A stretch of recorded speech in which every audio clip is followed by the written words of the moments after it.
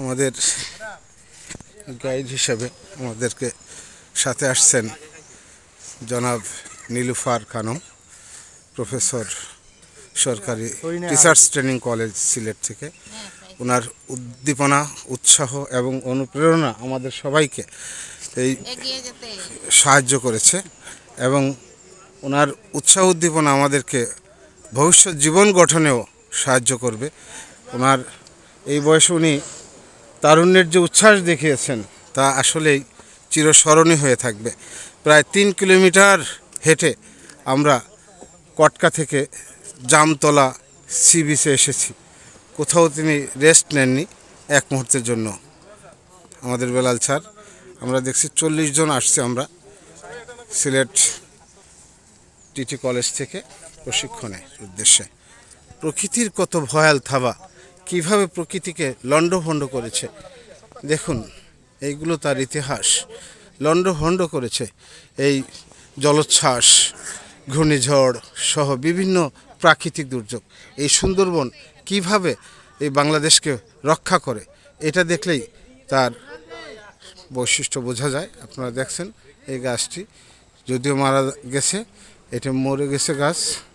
এটার মূল হলো সমুদ্র থেকে যে বালি আসে, সেই বালিগুলো শ্বাসমূলকে ঢেকে দেয়, যার কারণে গাছ প্রয়োজনীয় খাদ্য সংগ্রহ করতে পারে না এবং টিকে থাকতে পারে না প্রকৃতির সাথে।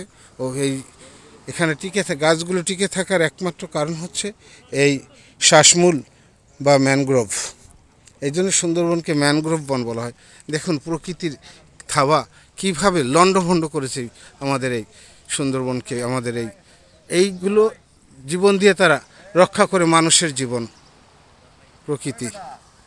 ধন্যবাদ। লণ্ডভণ্ড করতেছে আমাদের ফারুক ভাই।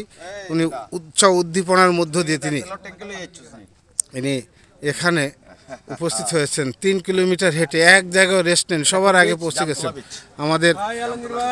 আমাদের বাহুদ্দিন ভাই।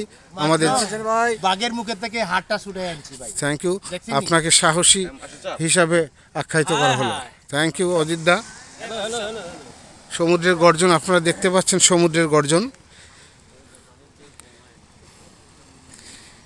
কাছে না গেলে হয়তো বোঝা যাবে না। এই আরেফা আমাদের আরেক ম্যাডাম, উনি এতটাই প্রাণবন্ত উচ্ছ্বাস এবং তারুণ্যের যে উদ্দীপনা ওনার মাঝে সবসময় লক্ষ্য করা যায়। উনি এই 3 কিলোমিটার পথ উনি বীর দর্পে চলে এসেছেন।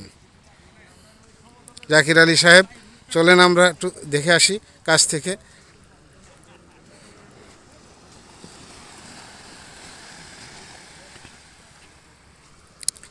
আমরা সমুদ্রের গর্জন শুনতে পাচ্ছি।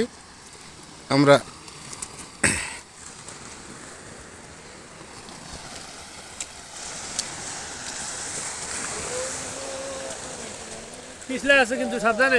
সমুদ্রের গর্জন আপনারা দেখছেন, সমুদ্রের গর্জন, সমুদ্রের ঢেউ আমাদেরকে কিভাবে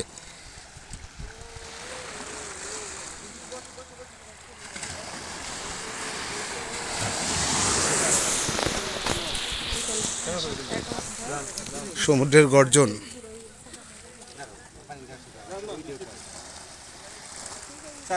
সবাই ছবি উঠানোর ব্যস্ত। আমরা দেখুন সমুদ্রের ঢেউগুলো আসতে পড়ছে উপকূলে। এই যে খুবই চমৎকার, খুবই চমৎকার দৃশ্য। Very exciting this scenery. আবারও আসছে একটি দৃশ্য।